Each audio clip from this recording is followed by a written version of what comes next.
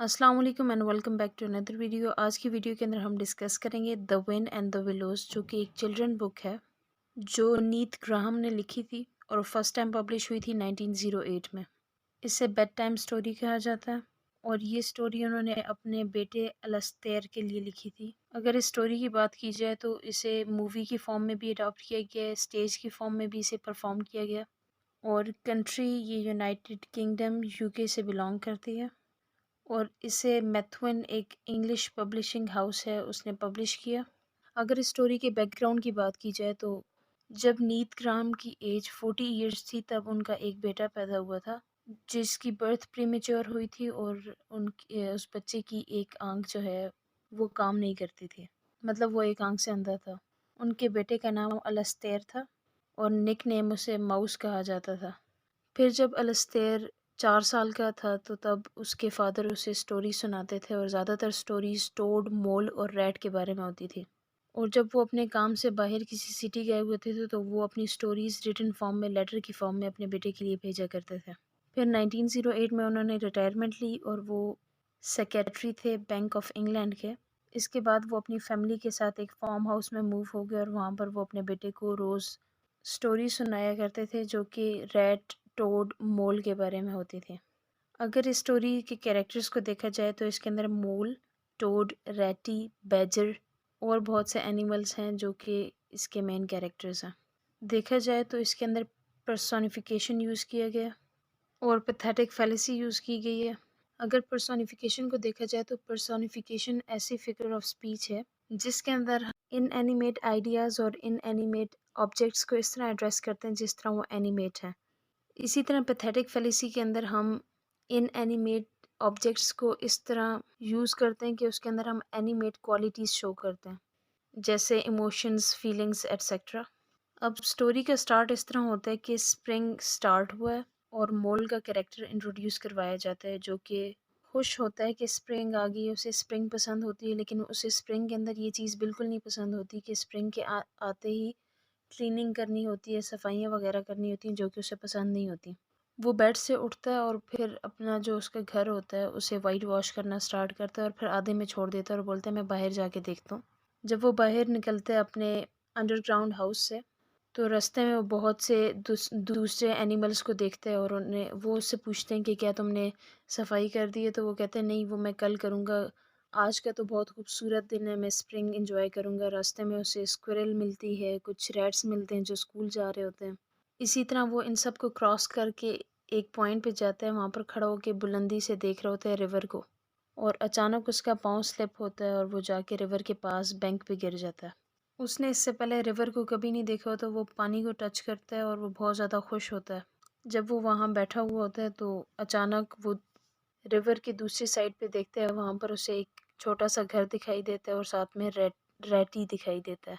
रैटी एक और रैट का नेम है। रैटी से इनवाइट करता है और कहता है कि क्या तुम मेरी साइड आना चाहते हो, जिस पर मोल कहता है कि हाँ मैं आना चाहता हूँ, लेकिन मैं किस तरह आऊँगा। तो रैटी अपनी बोट लेता है और बोट लेकर मोल के पास जाता है और मोल को बोट में बिठा के वापस अपने घर लेकर आता है। जब वो उसके घर जाते हैं तो मोल बोट में उसका वेट कर रहा होता है और रैटी अंदर अपने घर से कुछ जाके बॉक्स लेकर आती है जिसके अंदर बहुत सा फूड होता है और मोल और रेटी अपना सफ़र स्टार्ट करते हैं और वो रिवर को एक्सप्लोर करना शुरू करते हैं। मोल बहुत ज़्यादा एक्साइटेड होता है, उसे बहुत ज़्यादा खुशी होती है और वो रैटी को बताता है कि ये बहुत ज़्यादा अजीब है, लेकिन मैंने इससे पहले कभी भी रिवर को नहीं देखा और तुम बहुत ज़्यादा खुशकिस्मत हो कि तुम रिवर के बिल्कुल साथ रहते हो, साइड पे रहते हो। जिस पर रैटी कहता है कि हाँ, मैं तो रिवर के साइड पे भी रहता हूँ, पे भी रहता हूँ और मैं भी रहता हूँ और मेरी ज़िंदगी बिल्कुल परफेक्ट है, मेरे पास हर चीज़ है और जो चीज़ें मेरे पास नहीं है, ये जिन चीज़ों के बारे में मैं नहीं जानता वो इस काबिल ही नहीं है कि उनके बारे में जाना जाए। इसी तरह ये आपस में बातें करते जाते हैं और रास्ते में बहुत से एनिमल्स को क्रॉस करते हैं। मोल उससे पूछता है कि क्या तुम तंग नहीं होते कि तुम सबसे अलग रहते हो? जिस पर वो कहते हैं नहीं, मेरी अक्सर मुलाकात उन जानवरों के साथ होती है जो यहाँ से गुजरते रहते हैं। फिर वो रिवर के एक बैंक पे रुकते हैं कुछ टाइम के लिए, फूड खाने के लिए, लंच के लिए।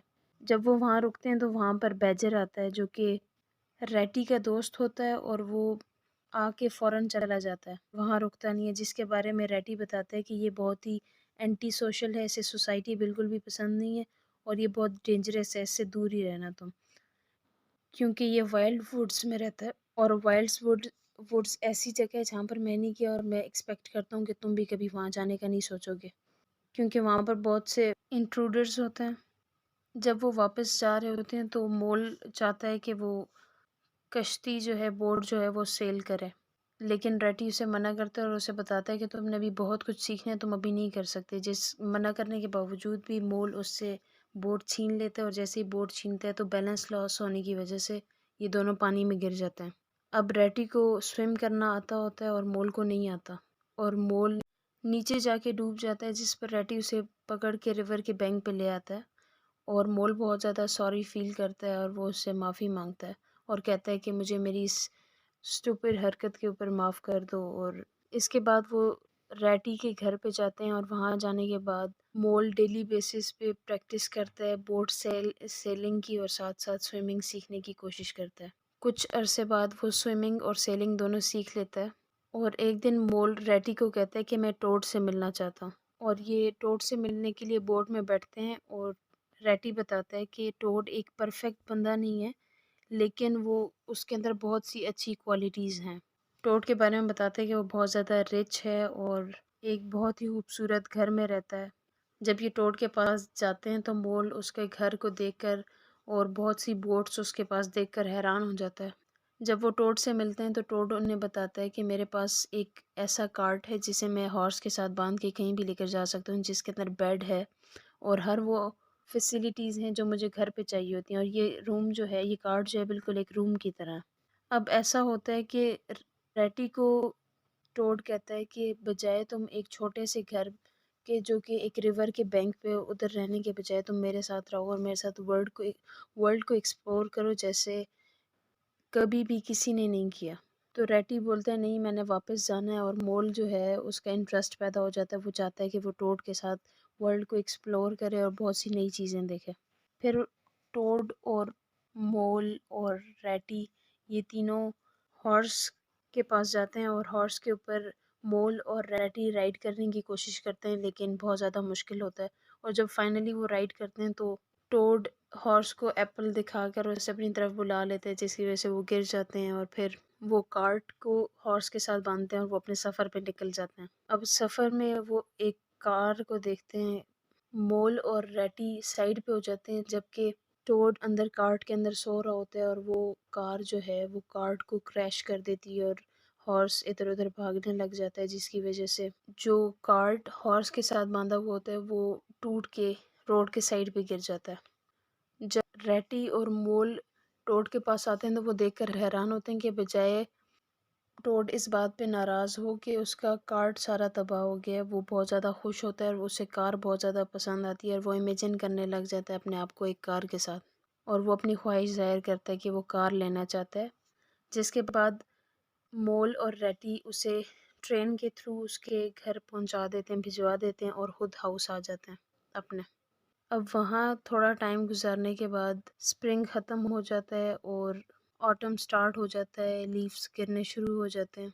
तब एक रात मोल रैटी को कहता है कि मैं मिस्टर बेजर से मिलना चाहता हूँ और मैं उसके पास जाना चाहता हूँ। अगर तुम नहीं जाते तो ना जाओ, लेकिन मैं लाज़मी जाऊँगा। और वो उस वक़्त रात के वक़्त उठता है जब रैटी सोया हुआ होता है और वो वाइल्ड वुड्स की तरफ निकल पड़ता है। आधे रास्ते में जाने के बाद उसे डर लगने लग जाता है। उसे मुख्तलिफ़ किस्म की आवाज़ें सुनाई दे रही होती हैं। वो डर के मारे किसी ट्री की रूट्स में जाके छुप जाता है।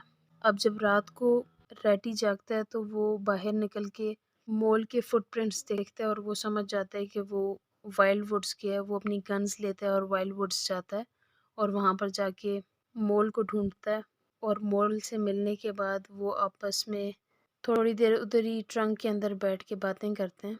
जब वो बाहर निकलते हैं तो वहाँ पर स्नो शुरू हो चुकी हुई होती है और जब वो बहुत ज़्यादा इधर-उधर चलते हैं लेकिन उन्हें बाहर निकलने का रास्ता नहीं मिलता, वो रास्ता खो देते हैं और वो वहाँ जंगल में खो जाते हैं। वो आपस में लड़ रहे होते हैं, अचानक एक जगह से बर्फ़ सरकती है और वहाँ पर उन्हें मिस्टर बेजर लिखा हुआ दिखाई देता है और वो उस बर्फ़ को हटाते हैं तो उन्हें मिस्टर बेजर के घर का दरवाज़ा दिखाई देता है। रैटी मिस्टर बेजर के दरवाज़े पर नॉक करता है और बेजर उन्हें अंदर इनवाइट करता है। वो जाते हैं अंदर वो इन्हें गर्म कपड़े और खुश्क कपड़े देता है और आग जलाता है, वहाँ पर उन्हें बिठाता है और वो वहाँ पर बात करते हैं टोड के बारे में। वहाँ पर टोड के बारे में ये बात करते हैं कि टोड ने बहुत ज़्यादा वहाँ पर कार क्रैश की हैं और तकरीबन 3 मरतबा वो हॉस्पिटल भी चला गया, लेकिन वो अपनी हरकतों से बाज नहीं आ रहा। तब वो तीनों डिसाइड करते हैं कि सही मौका मिलते ही वो टोड को इस सब से रोकेंगे। अब मोल और रेटी अपना जो ऑटम है वो सारा का सारा बैजर के पास ही गुजारते हैं और जैसे ही स्प्रिंग आता है तो वो टोड को अरेस्ट करते हैं और खुद गार्ड बन जाते हैं। लेकिन टोड वहाँ से भाग जाता है और ये मोल, बैजर और रेटी ये टोड के घर पे ही रुक जाते हैं इस उम्मीद पे कि वो कुछ अरसे बाद वापस आएगा तो वो उसे पकड़ लेंगे। टोड क्या करता है, यहाँ से भाग के वो रेड इन में जाता है और वहाँ पर जब लंच ऑर्डर करता है तब वो वहाँ एक कार देखता है और उस कार को स्नैच करके उसे बहुत रफली ड्राइव करता है, जिसकी वजह से उसके पीछे पुलिस पड़ जाती है और उसे अरेस्ट करके 20 ईयर्स की उसे प्रिजन हो जाती है। अब प्रिजन के अंदर क्या होता है कि टोड की दोस्ती हो जाती है गॉलर की एक बेटी के साथ और वो उसे हेल्प करती है वहाँ से निकलने में। वो टोड को डिस्गाइज करती है एज अ वॉशर वुमेन। जब रेटी, मोल और बेजर को पता चलता है कि टोड वापस आ रहा है तो वो सेलिब्रेशन के लिए पार्टी अरेंज करते हैं और जब वो देखते हैं कि टोड वहाँ आता है और वहाँ पर बहुत ही हम्बली बिहेव करता है और वो जो पहले था उससे बिल्कुल चेंज हो चुका होता है और वो उस सब पे इनसे माफ़ी मांगता है और ज़ाहिर करता है कि जो भी मैंने पहले किया वो मैंने गलत किया था। इसके बाद से वो चारों दोस्त खुशी खुशी साथ रहने लग जाते हैं। इसी तरह इसी स्टोरी का एंड होता है। उम्मीद है आपको इसकी समझ आई होगी। अगर इससे रिलेटेड क्वेश्चन है तो आप कमेंट सेक्शन में पूछ सकते हैं। Thank you so much for watching.